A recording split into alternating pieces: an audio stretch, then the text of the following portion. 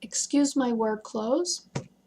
I was planning to do a lot of mowing today. I did a lot of weeding yesterday. Anyway, today's one of those days where my joints hurt really bad. There must be a change in the air pressure.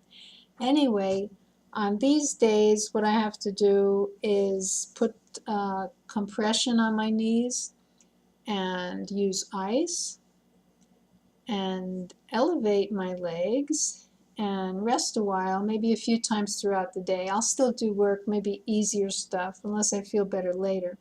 Anyway, the best way, the easy way, the cheap way to have compression is when you have some clothes that are not, you don't use anymore and they're not good enough to give away, and you have plenty of rags already, then if it's a sleeve or a pant leg, just cut it off.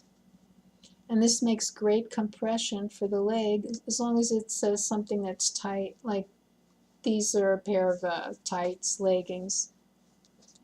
And we have to remember that the traditional way to treat inflammation and pain on something like a knee, they use the acronym RICE, R-I-C-E, and that means rest, ice, compression, and elevation. And I know there's a lot of creams and things on the market. Somebody gave me a gift once. They left it here secretly in a bag. I found it on a shelf, and it was emu oil. And goodness, I had to find a way to get it back to the lady. I couldn't even find her, so I gave it to someone who knows her to give it back to her. Emus are not kosher, so I told her I just like kosher stuff, biblical stuff in the house.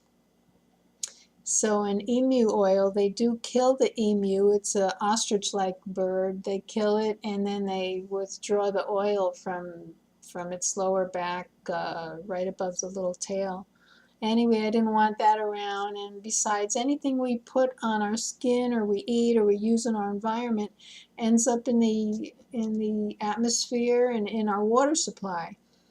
Every few months we get here a report from the Department of Water and Sewer, and they have a list of the chemicals and things that were found in our water. And I noticed that the list is always 2 years old, and besides that, the chemicals are always at the outermost limit before it's dangerous. So I don't like to be a part of anything that's going to make the environment worse or going to make our health worse.